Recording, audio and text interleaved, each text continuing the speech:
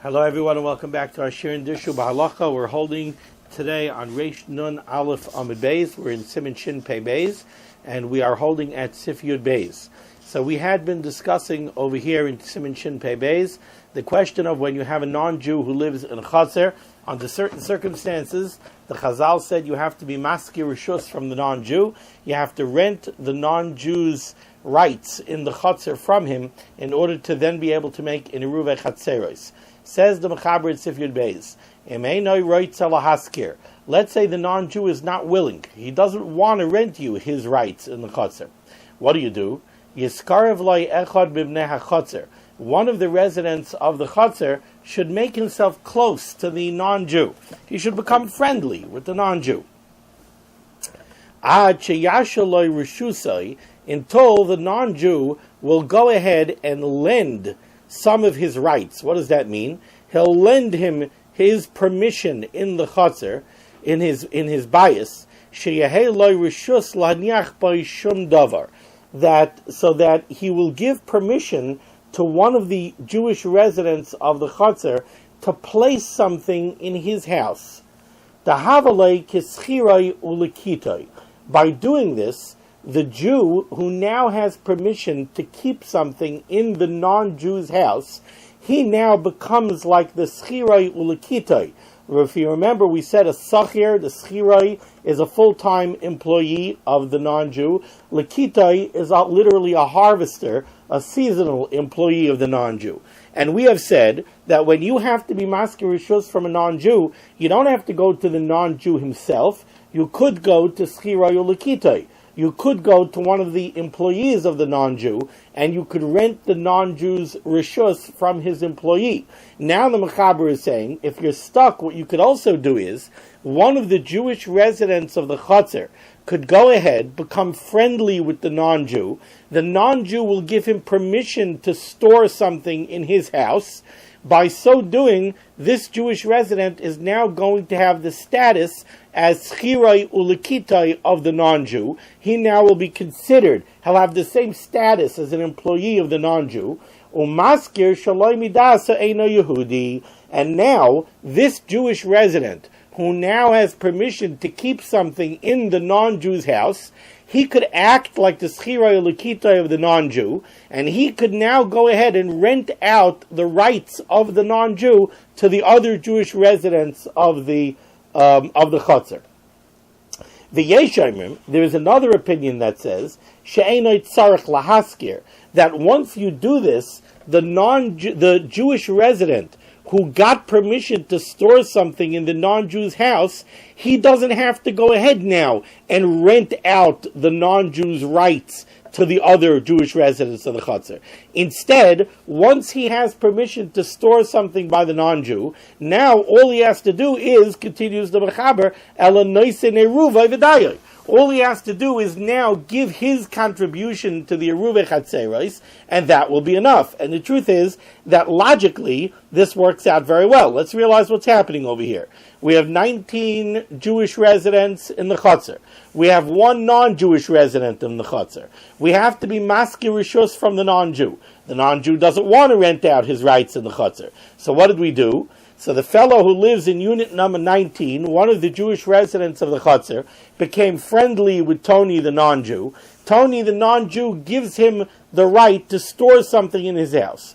Once he has the right to store something in his house, now we're looking at him like Schirai Ulekitai. We're looking at him as being an employee of the non-Jew, and since he's an employee of the non-Jew, it's like the Mishnah Berurah is going to say, it's like he's a shutif. It's like almost he's a partner together with the non-Jew. He's like a quasi-resident of the non-Jew's house. Well, now, so the first opinion in the Mechaber says, now, in his status as Schirai Ulekitai of the non-Jew, he could rent out the non-Jew's rights in the Chaser to the other 19 Jewish residents. The second opinion says you don't even have to do that. Since he's a quasi-resident of Tony's house, once he gives his contribution to the Erev, so his contribution to the Erev is going to cover the non-Jew's house as well.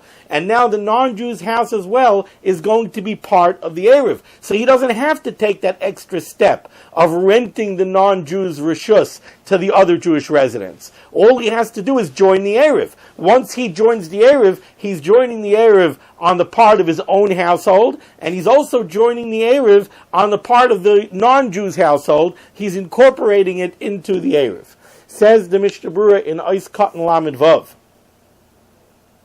Echad b'mnei hachotzer. The Mechaber said that one of the Jewish residents of the Chotzer should become friendly with the non-Jew, get permission to store something in the non-Jew's house, and now he becomes like the Schiroi Ulekitai of the non-Jew. Says the Mishnah Berurah, Hu hadin afilu shaloi mibnei hachotzer. Really, this person does not have to be one of the residents of the Chotzer.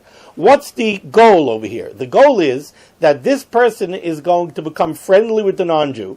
The non-Jew gives him the right to store something in his house. Now he becomes kischiroi ulekitai. Now that he has the status of schiroi ulekitai, he could act on the non-Jew's behalf, and he could rent out the non-Jew's authority, the non-Jew's rights in the Chotzer to the other Jews. For this, you don't need a resident of the Chotzer. You could get any Yid who lives anywhere. He could go ahead, become friendly with the non-Jew, get the right to store something in the non-Jew's house, and then act as his Chiroi Ulekitai and rent out his rights in the Chotzer to the Jews who live in his Chotzer. But he himself doesn't have to live in the Chotzer. So says the Mishnah Berurah, Hu adin afilu shaloi mibnei hachotzer.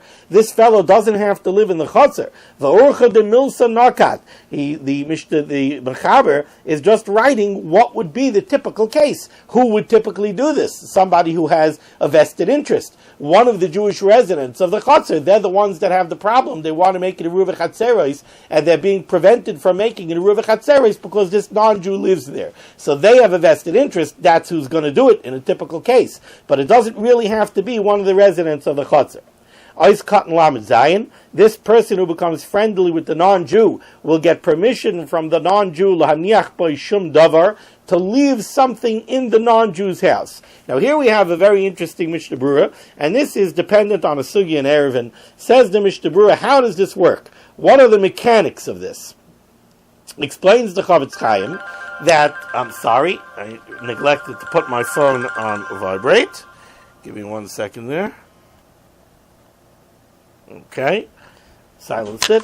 All right, so he will get the right to store something in the house. Says the Chavetz Chaim, "V'koina oisai hamakayim," and now this Jewish fellow who now has the right to store something in the non-Jew's house, v'koina oisai hamakayim, he's going to actually have a kinyan. He's going to acquire that place in the non-Jew's house from the non-Jew.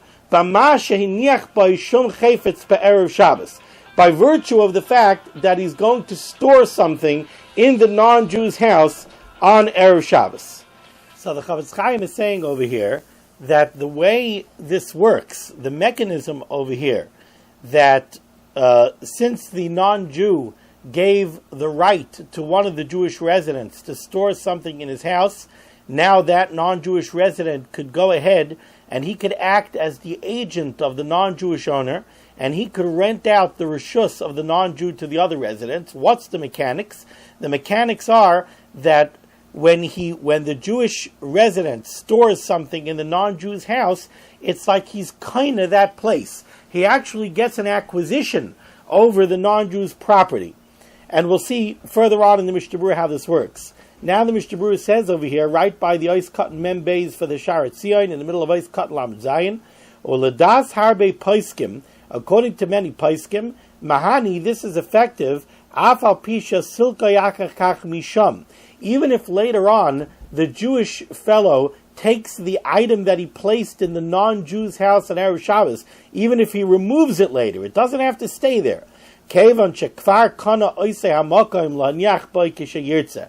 Since by having the right to put something there, and then putting something there, he already acquired, he already made a kinyan, he made an acquisition over that place in the non-Jew's house. Now it works even if he removes whatever he put there.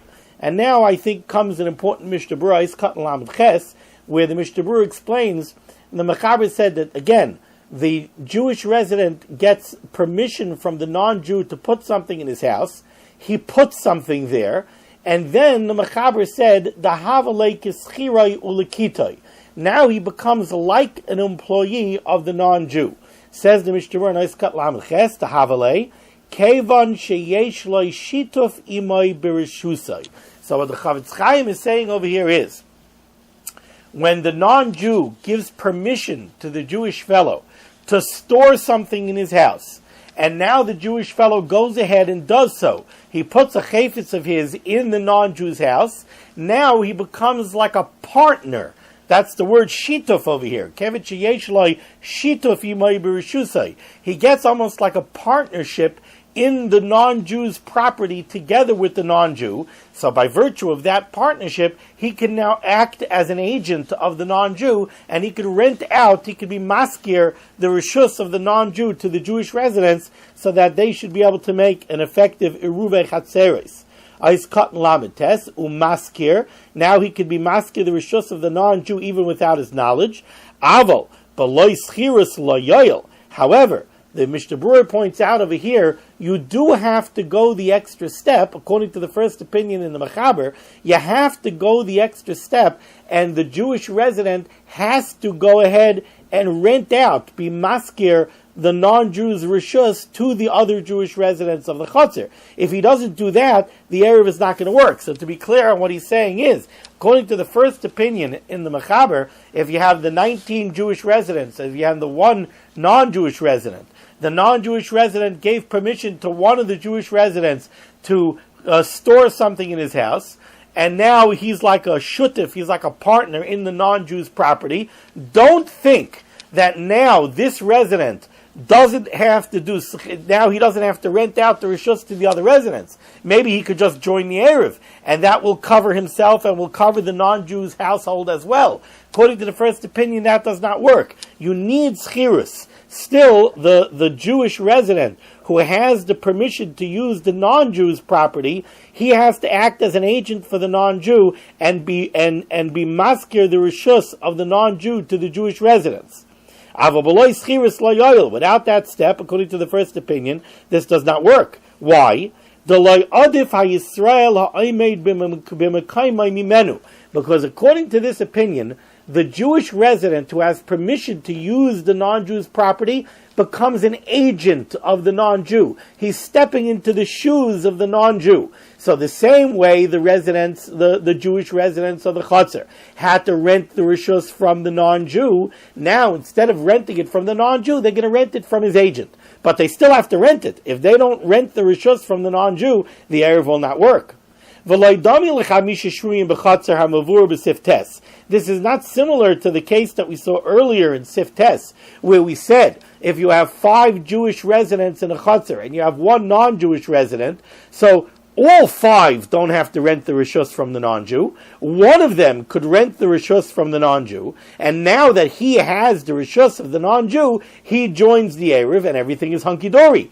Says the Chavetz Chaim, according to this opinion, this is different than Seif Tes. Because you might think it's the same thing. In Seif Tes, we're saying you have 5 Jewish residents, 1 non-Jewish resident. One of the Jewish residents rents the rishus from the non-Jew. Now, he doesn't have to rent it out to the other 4. He just joins the Erev. So maybe so too over here. Over here you had 19 Jewish residents, 1 non-Jewish resident. One of the Jewish residents got permission to use the house of the non-Jew. So that's like in Seif Tes, the one guy who rented the rishus from the non-Jew. In Seif Tes, one guy rented the rishus from the non-Jew. Over here, one of the Jews got permission to use the rishus of the non-Jew. Yet, in Seif Tes, we say that you don't need the one who rented the rishus from the non-Jew to rent it out to the others. He just has to join the Erev. So maybe over here also, the one fellow who got permission to use the rishus of the non-Jew, why doesn't he just join the Erev? How come he has to do skirus? Explains the Chavetz Chaim that according to the first opinion in the Mechaber, this is different than Seif Tes. Why? So he explains, Shani Hasam, Seif Tes is different. Because over there, schirus did happen. Over there, one of the 5 Jewish residents was Maskir Rishus. He did rent the Rishus from the non-Jew. Masha'en ken hacha, over here in our case, nobody did schirus. Shahaya rak b'she'ela mimenu. Over here, no schirus ever took place. Over here, what happened is, one of the Jewish fellows became friendly with the non-Jewish fellow, and the non-Jewish fellow gave him permission to use the property. But there was no schirus. And according to the first opinion of the Mechaber, the Takanas Chazal was that there has to be schirus. According to this opinion, the only way we could make it effective eruve chatzeres when there's a non-Jew in the chatzer is schirus has to happen. And over here, getting permission, borrowing permission, so to speak, from the non-Jew is only effective only so that the one who gets permission to use the non-Jew's rishus can be an agent for the non-Jew. And instead of going to the non-Jew directly and having the non-Jew rent out the rishus, you could rely on this Jewish fellow who stepped into the shoes of the non-Jew, and he could rent out the rishus of the non-Jew. As if he was an employee, or if he was a member of the non-Jew's household. That's the first opinion. Then we had the second opinion, who says, no, you don't need to, the one who gets the permission to use the non-Jew's property doesn't have to actually go ahead and rent out the rishus, he just has to join the Erev. The second opinion says that the Jewish fellow who gets permission to use the non-Jew's property does not have to then rent out the rights of the non-Jew to the other members, the other residents of the Chatzar. Svira laladeazu, this opinion holds, the lavdafcha schirus mater ba'akum, that the Takanas Chazal does not require that schirus has to happen. Huadin she'ela, if it's borrowing permission, that's also effective. And therefore, the borrowing that this one Jewish fellow does is effective, ba'ad kulam, on behalf of all the Jewish residents, k'moi be'ahid siftes, just like in siftes, le'inyin schirus, v'alkein dai b'mashenoisin be'erevim sharbnei achotzer, and it's enough for the fellow who gets permission to use the non-Jew's property to join the Erev with everybody else. Ois Katan Mem Aleph, he just has to join the Erev. However, the Mishnah Berurah says, L'chatchila nachay lachush l'svara rishayna. L'chatchila, we should follow the more stringent opinion that the fellow who does get permission to use the non-Jew's property has to then act as an agent and has to rent out the non-Jew's rights in the Chatzar to the other members of the Chatzar. Nois and Eruvai v'dayai, according to the second opinion, we said that it's enough for this fellow who gets permission to use the non-Jew's property to contribute to the Erev. L'chayra mashma, the words of the Mechaber seem to imply the leitzarech le'erev, that the only time the fellow who gets permission to use the non-Jew's property has to join the Erev, elikishahu mibnei achotzer, is if he's one of the residents of the Chotzer. One of the residents of the Chotzer got permission to use the non-Jew's property. Now he goes ahead and he joins the Erev with the rest of the Jewish residents. Ukamayri shamayri ha-mechaber, which is the case that the Mechaber is discussing. Ava b'chedushe Rashba mashma, the Rashba implies da afilu einoi dar b'chotzer. Let's say the Mishnah Berurah mentioned at the beginning of this Seif that the fellow who becomes friendly with the non-Jew and gets permission to use the non-Jew's property, he doesn't have to be one of the residents of the Chatzar. He could be somebody who lives somewhere else. He becomes friendly with the non-Jew. He gets permission to use the non-Jew's property. Now he becomes like a partner with the non-Jew. Now he could go ahead and he could rent out the non-Jew's rishus to the people who live in the Chatzar. But he doesn't have to live in the Chatzar. Now from the Mechaber it seems that if it would be somebody who doesn't live in the Chatzar, there's no need for him to join the Erev. Why does he have to join the Erev if he doesn't live in the Chatzar? However, says the Chavetz Chaim that from the Rashba it would seem that even this person who doesn't live in the Chatzar, if he is the one who got permission to use the non-Jew's property, it's not enough for him to just rent out the non-Jew's rights to the other Jewish residents of the Chatzar. He also has to join the Erev. Now, why does he have to join the Erev if he doesn't live in the Chatzar? Mishum hai bayis shal akum, de chashvina lei kilu darsham. Because again, by virtue of the fact that he got permission to use the non-Jew's house, now it turns out that this Jewish fellow is like a member of the non-Jew's household. So now you have another Jew who has rights in this household of the non-Jew. So it's true he might live in a different chutzner, but he kind of lives, he's a quasi-resident of this chutzner too, because in a way, he's a member of the non-Jew's household. So now he has to join the Eruv with the other Jewish residents of the chutzner. Sif Yud Gimel in the Mechaber. Im yiched loy makayim babayis shemashaloi. Let's say the Jewish fellow went to the non-Jew, became friendly with him, and he got permission to keep something, to store something in the non-Jew's house. But the non-Jew didn't tell him, sure, you want to keep some tools in my house, no problem, put them wherever you want. It's not what he did. He said, okay, you have something that you want to keep in my house? Go downstairs to the garage, the counter on the left, the back end of the counter, you could put it over there. So now the non-Jew didn't give authority to the Jewish fellow over his entire household. He gave him specific permission to use one space in his house. If the non-Jew specified a place that the Jewish fellow could use, then that doesn't work. Since now the Jewish fellow cannot act as an agent on behalf of the non-Jew having authority over the whole non-Jew's house, then that doesn't work. Loi mahani. That's not going to work, because the whole mechanism over here of why it works is because the Jewish fellow becomes kischirai ulekitai, like echad mimnei beisai. He becomes a member of the non-Jew's household. That means that he kind of has authority throughout the non-Jew's house. Then we could say that he could act as an agent, and he could rent out the rishus of the non-Jew. But if he's restricted to one piece of a countertop in the non-Jew's garage, that's not effective. Says the Mishnah Berurah, nice cut mem gimel loy mahani. The Achrayim iskimu ladina. The Achrayim agree that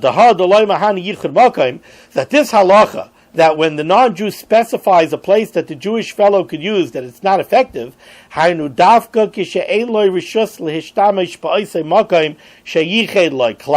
That's only true if what the non-Jew did was, he told the Jewish fellow, you could use that piece of the counter. That's yours. I will not put anything there. I no longer have anything to do with that piece. I'm giving it to you. You use it to store your stuff.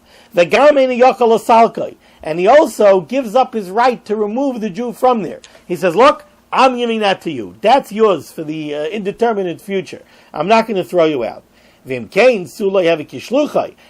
the Jewish fellow cannot be an agent of the non-Jew. Because in a funny way, what happened over here is, by the non-Jew being so generous and totally giving over that space to the Jewish fellow, now the non-Jew totally removed himself from that area. That area now belongs to the Jew. Now the Jew doesn't have a shutfis, he doesn't have a partnership together with the non-Jew. The non-Jew and the Jew are completely separated.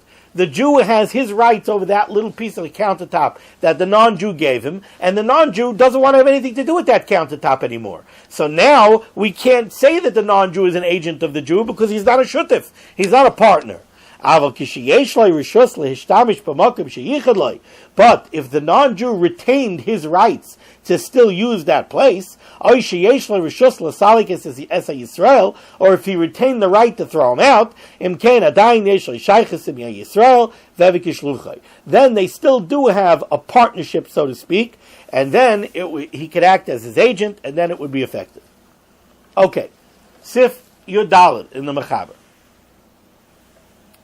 Sakrai mischirai ulekitai lizman. Let's say you went ahead to the non-Jew's employee and you rented the rishus of the non-Jew from his employee, and you did it lizman.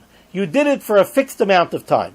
So you went over to the employee of the non-Jew, you gave him $1, and you told him that for that $1, I want to rent the rights of the non-Jew that he has over here in the house, in the chutzner. We want to rent his rights from him for 6 months. We set a time limit for 6 months.